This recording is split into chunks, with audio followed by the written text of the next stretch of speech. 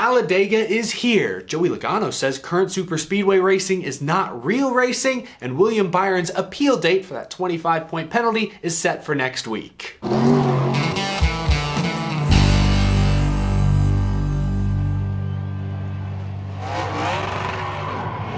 How's it going, y'all? My name is Eric. Welcome to Out of the Groove. We've got some news to go over, some spicy quotes to react to, and Xfinity Series driver and friend of the channel Ryan Vargas also stops by to talk Talladega. But before we get to all that, this episode is sponsored by my friends at Jockey. Jockey, made in America. They sent me several of these extremely comfortable white t-shirts which have come in great handy during the recent hot summer months. You can check them out for yourselves. You can check out all of Jockey's Made in America collection by heading to jockey.com. That link is down in the description below. Jockey has been crafting comfort since 1876, comfort that's both grown and sewn right here in America. Remember, there's only one Jockey. Head to jockey.com to shop their entire Made in America collection right now. Also, real quick, one final reminder, I will be at Talladega this weekend, and on both Saturday and Sunday morning, I'll be hosting a meetup out in the Talladega Midway at the Out of the Groove Alka-Seltzer tent. So if you're in the area, if you're going to those races, be sure to stop by, say hello. Hoping to meet a lot of eager and enthusiastic race fans this weekend. You know, I saw this tweet from reporter Jeff Gluck. He tweeted, Talladega says it has sold tickets to people from all 50 states and 22 different countries on 6 different continents for Sunday's playoff race.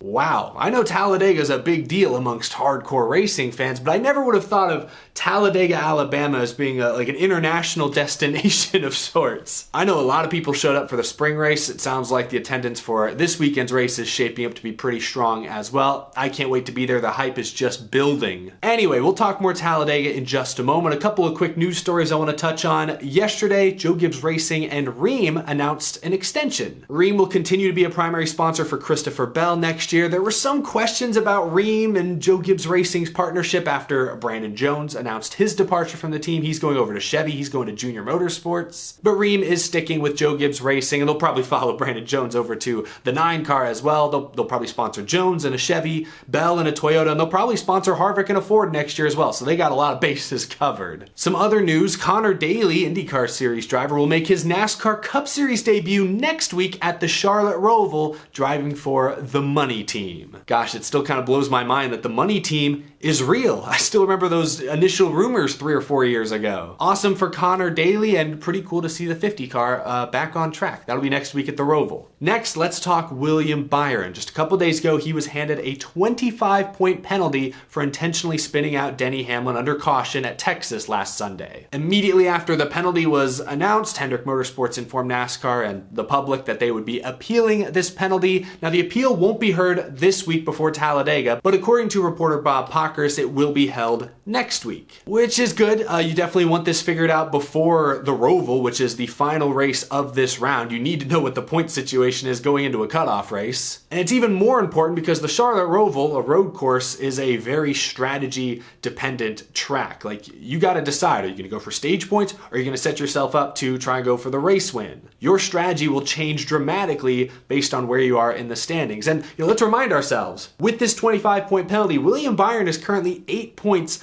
below the cut line. At Talladega this week, there's really only 2 strategies. You either ride around the back or you race up front. And if you're in the playoffs and you're not locked in, you're probably going to race up front and try to get stage points. So I don't think his point situation is really going to affect the way he races at Talladega too much. The Roval next week, that's an entirely different story. So glad they're hearing that appeal within the next few days. I really have no idea how it's going to go. I'll be surprised if the appeals panel significantly lightens or completely overturns the penalty. 25 points is a little harsh. As I said in one of my recent videos, I think maybe 15 to 20 would have made a little more sense. I also referenced an example, albeit an 18-year-old example earlier this week, but in 2004, Kevin Harvick and Matt Kenseth took turns spinning each other out under caution at Pocono. Both drivers were fined. They were both placed on probation at the time, but they effectively were only docked about 10 positions, which today is the equivalent of 10 points. So 25 for William Byron does seem a little steep. Again, 15 to 20, a little closer in my book. Byron and his team may be able to argue that how are you supposed to prove that it was on purpose? Byron never explicitly admitted to doing it on purpose, so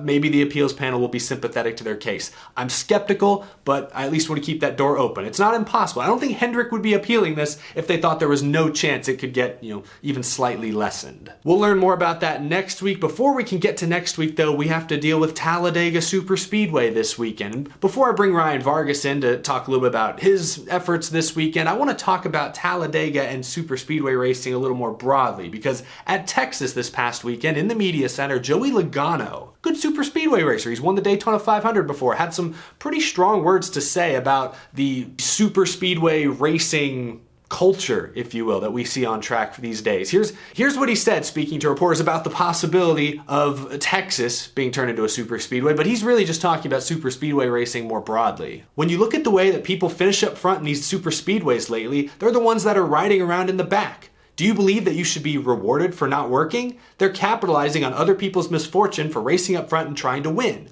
I don't think that's right. That's not racing. So Joey Logano, certainly not in favor of adding another super speedway to the schedule. He just doesn't sound like a fan of super speedways altogether. Listen to what he said here. I always say it's a tax I have to pay to go race at real racetracks, and so my opinion is don't put more of those out there. And dang, strong words there from Joey Logano. I take exception to a couple things he said there. Of course, it's not real racing. Look, nearly every form of racing and nearly every type of track, there are different strategies. There are drivers that go hard early, get the most out of the car, push the machinery, the equipment to the absolute limits. Then there are other drivers who take care of their stuff a little bit more. That happens in NASCAR at a wide variety of tracks. There's always two split strategies, the tortoise versus the hare. Logano is the hare in this case, and he's mad that sometimes the tortoise wins by playing it a little safer, by being more conservative, by employing a very legitimate strategy that is prevalent in just about any form of racing. In horse racing, heck, there are horses that will kind of start off slow, bide their time, then they'll go in the final home stretch, and that's how they win.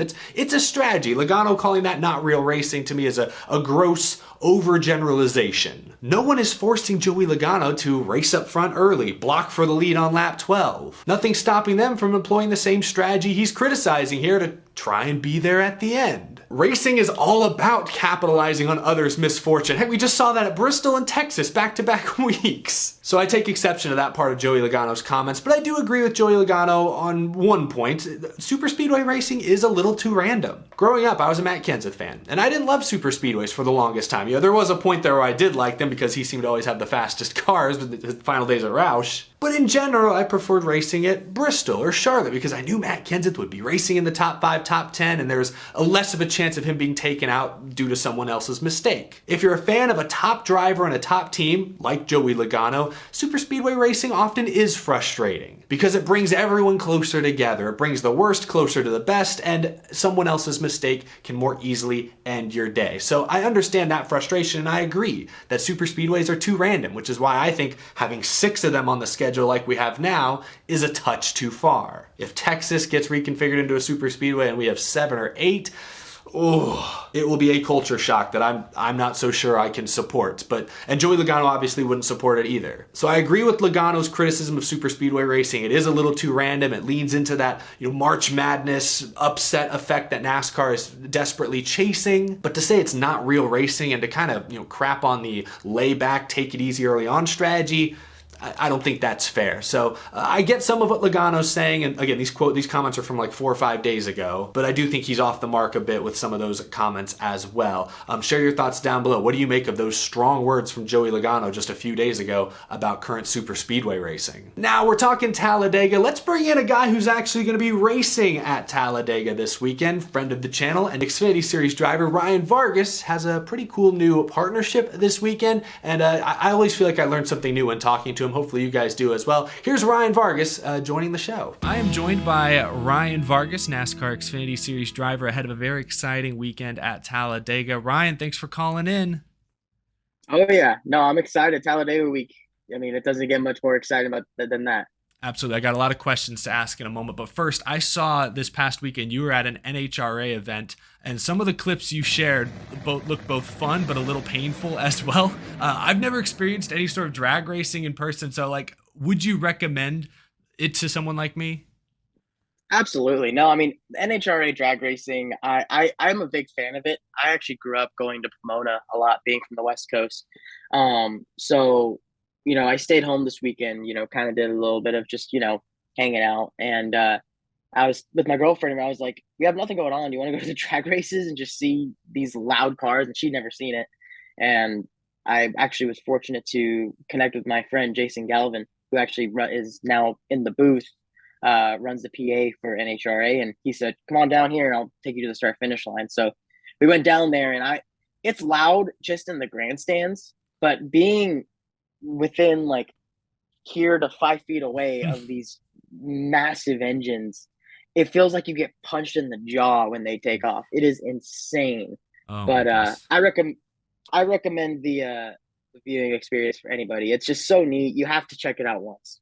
Absolutely, it sure sounds like it. But I do want to talk Talladega. Last time we raced at a super speedway, you finished sixth at Daytona. That was awesome. A few seem to have mastered the vibe strategy at super speedways the way you have in recent years. So, how much confidence do you have for this weekend at Talladega?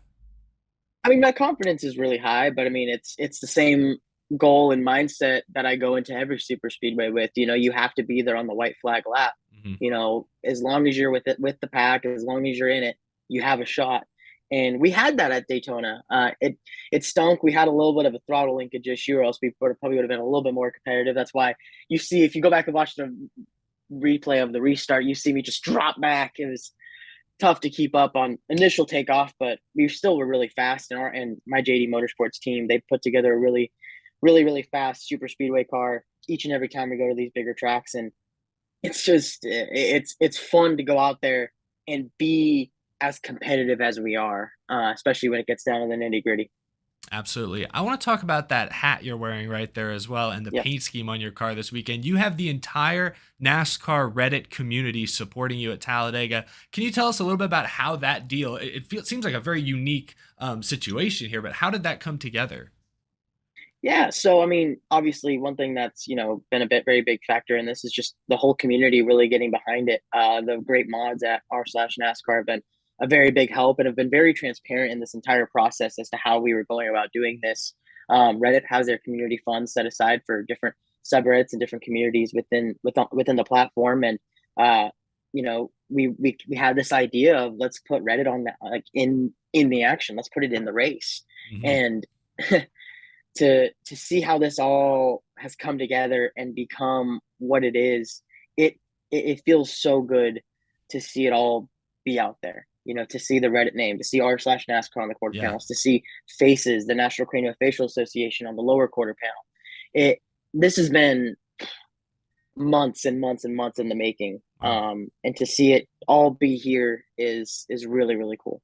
Yeah, it's a cool looking paint scheme. I had no idea that like Reddit had sort of like funds set aside for communities to use how they want. That's awesome to have like actual fans of the sport legitimately supporting you this weekend at Talladega, and it's a Yeah. cool looking paint scheme. So, and it's the second social media platform to be on your Xfinity Series car. You were the TikTok guy. I mean, you still are the TikTok guy, but now you're Yeah. the Reddit guy as well. Like, do you like the label of being the social media guy?